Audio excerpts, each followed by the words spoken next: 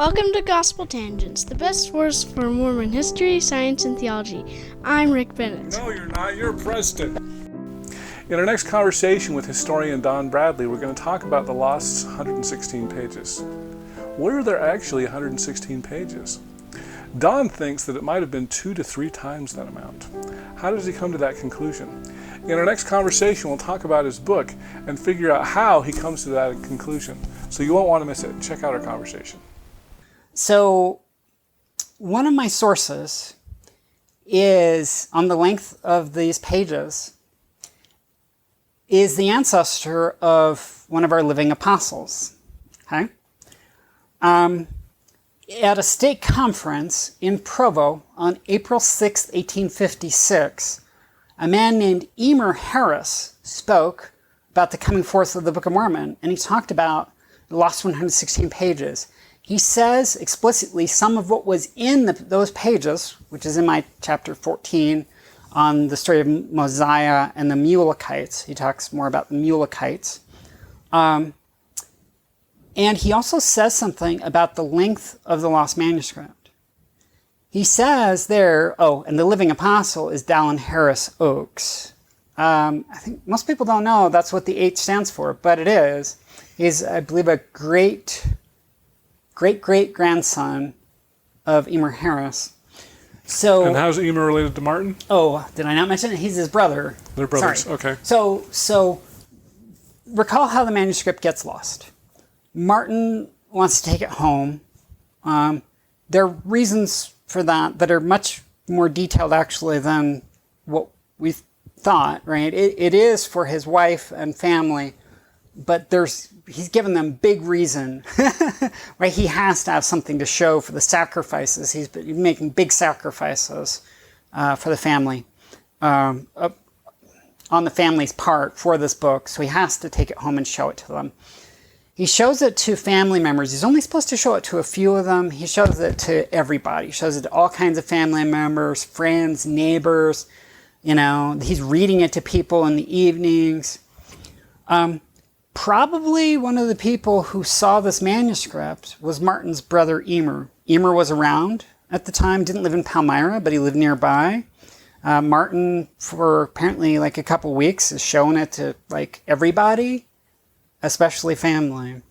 And so Emer Harris would be a very informed source on this. Here's what he says about his brother's role in the recording of this manuscript. He says that his brother Martin scribed for near 200 pages of the manuscript before it was lost. Now, note the problem, right? If the manuscript is only 116 pages, you can't scribe near 200 pages of it, right? Now, Emer Harris knew this number 116 really well. We know that because the number 116 had been put in that Book of Mormon preface, the 1830 edition. Emer Harris has a copy of it and goes out on his mission with Martin. They go on a mission together for a long while, spreading copies of that book. The recorder, the clerk for the stake, who writes these stake minutes, I found these minutes in the church archives in Salt Lake. The recorder makes a note at the top of the page, apparently afterward, so he can remember where this information about the lost manuscript is, and he writes as a page header, the 116 pages. The guy speaking had just said it was near 200 pages that Martin had recorded, but the number 116, the name, the 116 pages, was so cemented in the clerk's mind that he still calls it the 116 pages. So that's why I titled my book the 116 pages too, is because that's what we all know it as, right? So why question that? Well, I mean, Martin's brother, right, for one thing. Paper at that time was sold in certain quantities. Martin, as the financier of the project and the main scribe, and someone wealthy, is probably the person who bought the paper. He would have bought the paper, brought this paper down with him to Harmony to, record the text. And paper was sold in units called quires. If you had 4 quires of paper, it would be 192 pages. It would be just under it would be basically the number Almost that Emer 200. Harris says. He said it was near 200 pages. Well, you mean kind of like 192 pages, right? There's also evidence that after working on the manuscript with Martin Harris, Joseph was out of paper because Joseph Knight has to buy him more paper soon after that so he can begin translating again. So Martin would have had an idea of how many pages he had scribed on the manuscript because he would have known the quantity of paper that he bought, which was apparently 4 quires. So there's also a question, this has been raised a long time ago. A lot of people are familiar with the Book of Mormon Critical Text Project. Now, Royal Skousen, who runs the current Book of Mormon Critical Text Project, he thinks that it was 116 pages just because that preface says so.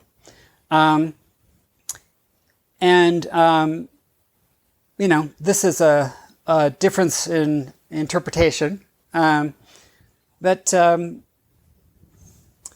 there was an earlier Book of Mormon Critical Text Project that maybe not a lot of people know about by Robert F. Smith. And Robert F. Smith, in his Book of Mormon Critical Text Project, had actually questioned this number, 116. And the reason is that when he looked at what that Book of Mormon preface says, and it says the lost manuscript was 116 pages, he noticed that if you look at the length of the text that Joseph is saying they replace the lost manuscript with, the small pages, in the printer's manuscript, it's basically exactly 116 pages long. The small plates that substitute for the lost manuscript are 116 pages and then the first 2.5 lines at the top of 117, so 116 pages. Mm-hmm. Why would there be a magical coincidence that what replaces the lost manuscript was exactly as long as the lost manuscript? So Robert F. Smith's idea is Joseph doesn't know how long the manuscript was. It's not like he was like, we don't know if they were paginating it as they went. It's not like Martin Harris has experience as a scribe and like he's going to know, I better write the pages on it. If page numbers were written, we don't know that Joseph Smith was making note of them, and we don't know that he would have remembered them a couple years later. So it looks like, and this is Bob Smith's idea, Joseph doesn't know the length of that manuscript, so he's like, what number can I use as my best estimate for it? Well, the length of what replaces it. Now, it turns out that's not really a good way of estimating it. There are a few reasons why. Okay, so for one thing, the small plates gives more of a thumbnail sketch, right? It says that it's like a really tight abridgment of the history, not a fuller version like Mormon's, text based on the large plates, his abridgment. There's that is a first reason maybe to question the 116. We've already mentioned Emer Harris. There are several lines of evidence on this, and I'll just mention one more. Joseph tells us how long Martin was taking dictation for him. He says it was on this manuscript, before it was lost. He says it was from about April 12th to about June 14th. And he gives that in his official history. So that would be a period of 64 days. Now, we have good ways of estimating Joseph's translation rate because we know the time period that Joseph was working on the later manuscript that we still have, the 1829 manuscript. And when we look at that time period, the number of days involved, and compare it to the number of manuscript pages produced, we can get an estimate of average pages per day. If Martin Harris is only if Joseph and Martin together are only producing literally 116 pages over some 64 days, they're going at snail's pace. They're going at a fraction the speed that Joseph's going at as soon as he resumes the translation process 9 months later. Why? Why would we go a fraction of the speed? Also, a lot of people may not know this, but Martin is not Joseph's only or first scribe on the lost pages. According to the sources, there were 4 scribes on the lost pages before Martin. Joseph names a couple of them. He names Emma, who was actually his very first. They began producing the Book of Mormon manuscript as husband and wife. She is his very first scribe, and she gives us information that nails that down. Then her brother Alva, her brother Reuben, and Samuel Harrison Smith, and then Martin. Martin's the 5th scribe to work on that manuscript. So if Joseph and Martin and Joseph and each of these other 4 scribes, in all their work together, produced, with Martin's part of that being 64 days, and then a few weeks or so more work by the other 4 scribes, if they only produce a total of 116 pages over that time, they've got to be going at like 1/6 the translation rate that Joseph's going at when we can check on his translation rate later. That's like a massive, like one thing that people who want to argue that, no, it was really like exactly just 116 pages, there are some hurdles. There are some things to be explained. People argue that it's right? exactly 116 There are people pages? who argue that it's exactly 116 pages. I wouldn't be one of those. They're going to have to explain why there's a coincidence. I've never heard anyone attempt that. I think what they have to do probably is just brush it off and say, well, it is just a coincidence. Okay, it's kind of a funny one, to have no explanation for it all. They've got to explain, why does Martin's brother, who would be is in a perfect position to be in the know, he's the brother of the guy who scribed most of this manuscript, who borrowed it, who took it home, who read it at his leisure, and who shared it with the family, and Emer may have seen it himself. He's saying Martin's part of it that he scribed was near 200 pages. He's not even talking about the other 4 scribes who worked on it. It's probably longer than 200 pages based on his account. Why is he saying this, even though he would have known the number 116 from the preface? He feels like he has better information, and he was in a position to have better information. So how do we explain that away? Could he be combining Emma and all the other scribes together in that 200? He could. That's not actually what he says. Yeah. So it's possible he lumps them all together. It is possible. One thing that he's not doing is he's definitely not talking about a part of the manuscript outside of the lost 116 pages. So there's evidence that when Joseph resumes translating again, Martin scribes for something like maybe 10 pages more of the text for the part that we have. So that would be, if this was literally 116 pages, then Martin's total output would have been like 126-ish, right? Now, Emer is saying, before the manuscript was lost, his brother scribed near 200 pages. And he's saying,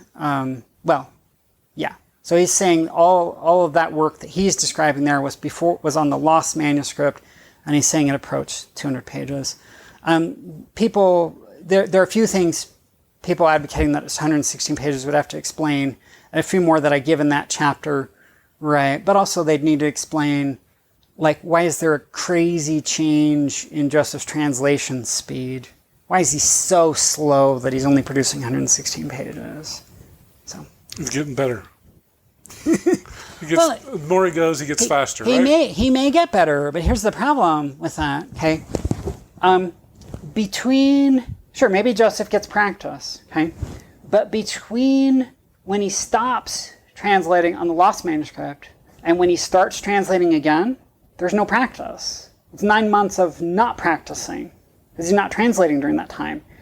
He appears to have been going at a snail's pace this whole time compared to this, compared to later, if it's only 116 pages.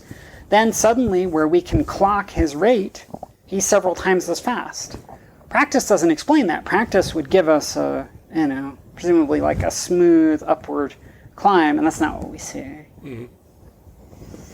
Well, so who are these people that are making such a big deal about this? Because I wouldn't take any number seriously, that seriously, that literally, I guess. There's some people there that I don't want to directly, publicly pick a fight with. There are. I've encountered it online already, but I'll just. Can I ask this question? Are they Sure. like farms or fair type people?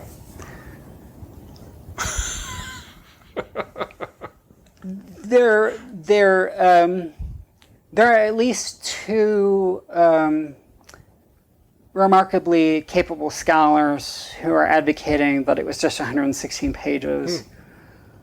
At the time that I've seen them advocating that up to this point, the only contrary evidence to that they tried to deal with was the coincidence of, the small plates being the exact length of the lost manuscript. I would be very interested to know how they will deal with the several additional lines of evidence, right? The few that I just gave and a couple more that I have in my chapter 5 here. Mm-hmm. I'll be very interested to see how they deal with that. And my attitude on it is, when it comes to doing history, we don't have direct access to the past, right? If the lost manuscript still exists, it's lost still. We don't know where it is, right? We can't peer, at least right now, we don't have the technology to literally look back in time. So we have our fragments of the past, and we need to take those like puzzle pieces and put them together in the way that they best fit. We create, as historians, we create models of the past. And the model that can explain the most data in the simplest way is the best model. So what I'm doing here in describing the evidence for the manuscript length, and I end up arguing that it's like over 200 and maybe even up to like around 300, well actually possibly more. Wow. But maybe like nearly 300 pages, maybe 250, I don't know. I lay out some arguments on that using converging lines of evidence. But what I'm doing is not claiming some sort of direct access to the past, time machine, revelation, right? I'm just creating a model to best explain the data. If others can present a model that explains that data better and more simply, more power to them, and I would be the first person to be like, oh, wow, you've explained more than I have, so this is a better model. Scholarship is a conversation, mm-hmm. right?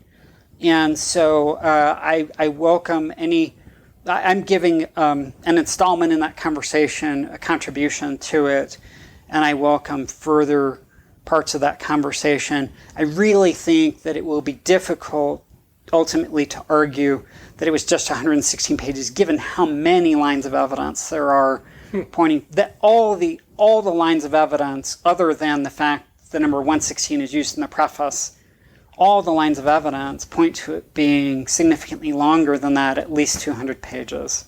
Why would all the lines of evidence point to that if it's only 116?